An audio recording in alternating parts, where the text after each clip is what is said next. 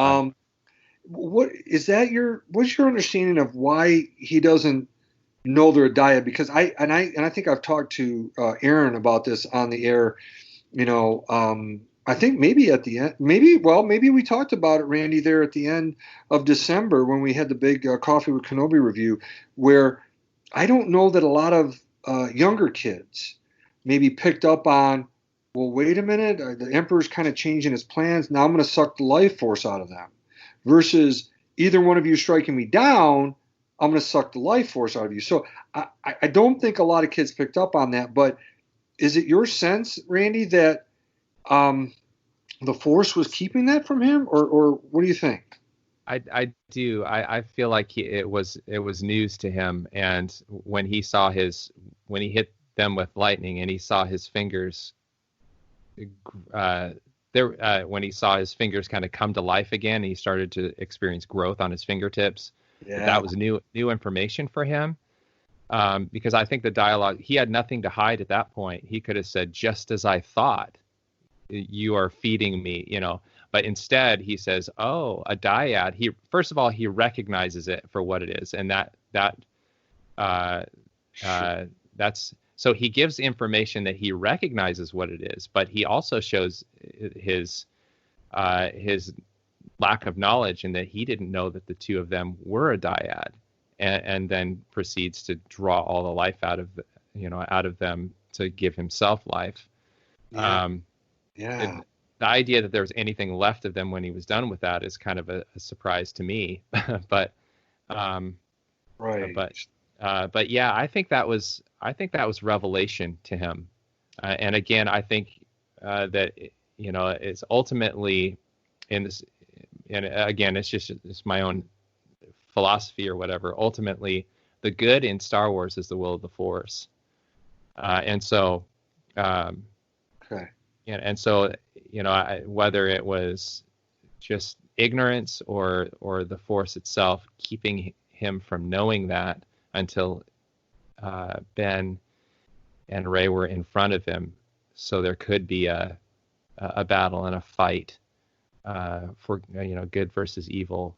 It's up to interpretation. But I was going to piggyback on what you're saying, and I'm looking at our notes, and I think about what you mentioned about how the Emperor didn't know that. It almost seems like the Emperor has blind spots. And one of the things that I've seen a lot of Star Wars experts, pundits talk about is in Return of the Jedi that the Emperor couldn't account for the love that Luke had for his father.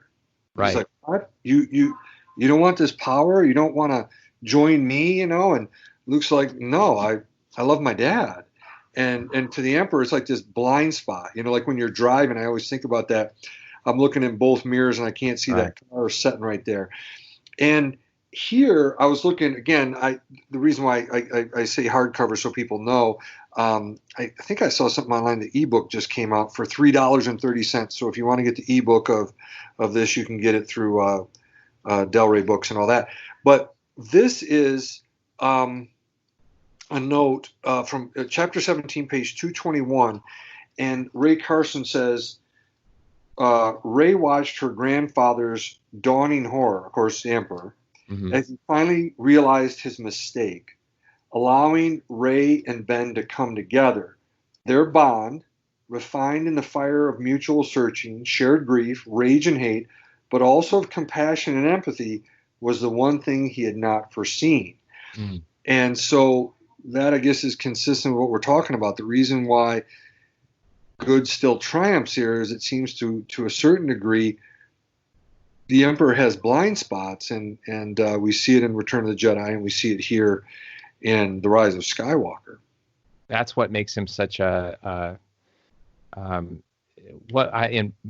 this is just my opinion, just speculation, and really, we're talking about a fantasy world here. It's all fun. None of this matters anyway, but it's just really fun to talk about. But I think what makes a villain compelling is not that he's evil. It's why is he evil, and how, like, every person, no matter how powerful, every antagonist has some sort of weakness. Otherwise, there wouldn't be any story there. They'd be invincible, right? So It's what is the thing that that will bring down the antagonist, and this is a really cool mechanism that is used, and then even to go even further. I've heard and believe myself that it was love. Originally it was love. The same thing I felt, a love for a son. Vader or Anakin's love for his son is what won the day there, right? And it was an absolute there that when Luke says, "I'm a Jedi like my father before me," that proclaiming his ownership of his identity. With this, with Rise of Skywalker, originally I would have said it was that same kind of love and their bond and the dyad, and it's Rey and Ben's love for one another and agreement to join together to fight evil. That won the day. But I'll go ahead and kind of let the cat out of the bag here as far as I really feel like what won the day, and it only comes from this book, is the world between worlds. Yes. Yeah. Okay. So I'll let that simmer, and when you say yes, because I'm like yeah, because that's what I wanted from you. I wanted you both to go yeah. Because yeah. Well, again, here's the richness. Here's the sober effect. We don't know that when Leia, yeah. When Rey is on Exegol and she is on her back and she's like you said a minute ago, Randy, her and Ben, they suck the life force out of both. Ben gets thrown down into that crevice, the shaft, and she's laying there. So they've been pummeled. And kind of wrapping back around to what you and Aaron and I talked about at the beginning of this, and it's at the beginning of the novel where Rey is saying, "Be with me, be with me, be with me." We now know from Rae Carson's novelization that when Rey is looking up at the stars and she starts to hear the Jedi of the past, the way that Rae Carson describes it is a place between places, and it's an absolute reference to Rebels, right? Animated series, right? And I thought that was so incredible that she tied that in. She does tie in novels, animation, everything beautifully. And so when I saw that on the page, it's chapter 18, page 229, if you've got the hardcover. Mm-hmm. But when you hear a place between places, I knew immediately what she was saying. Aaron, do you want to add to that? Do you want to? That's a really big thing, and I know you're not feeling well, but I feel like you really you need to add to that. That's one thing I've always loved about Star Wars is they will go through and take. It's not just a continuation of stories; they interweave everything, and when the World Between World episodes of Star Wars Rebels aired, I remember sitting there going, they were mind blowing, and sitting there going, this is incredible, this is huge. Then trying to figure out how this could be involved in the future when it comes to Star Wars, and I can't think of a better way for it to have been brought back up than the way it was in this novelization. There's so much mythology and so much rich stories that can be told in that. And I literally, when I was, that was one part of the book. I actually had read that part, and I'm sitting there and I had gotten chill bumps. I'm reading it. I'm like, I know where they are. Yes, I have seen it. Yes, you do, Aaron. You know it. I've seen it. And if you've seen that, and you guys as Rebels fans, and I'm as big a Rebels fan as you are, and now I'm about to geek out right now. This is why I wanted to let you have a word before I started just throwing up my words. But that every single Rebels fan, when they got to that page, every single person thought the same thing we did, and it was she was looking up. She should have been looking up at a bunch of Star Destroyers and her friends being, killed or whatever, and a bunch of ships going down in flames. But she looks up and she sees stars. And then Rae Carson explains it like this. She says, and Rae heard voices, not just from the past, but from the present and even the future, and she did not understand why. And that is what was so cool, is that I have this mentality of, and this kind of mental snapshot of all of these Jedi, every voice that we heard, and then in the novelization, there's even more voices that we've heard. They're all standing around a portal inside the world between worlds, looking through that mirror, kind of through that portal, and just pouring their voices out and pouring their force will into Rae as she begins to stand up. And that, my friends, is amazing. Oh, it was. And it really got my wheels going again about the world between worlds, because I really thought a lot about that when the episode aired. And then to have it brought back up here and having all them pouring into Rae, it really was, oh man, it was mind-boggling.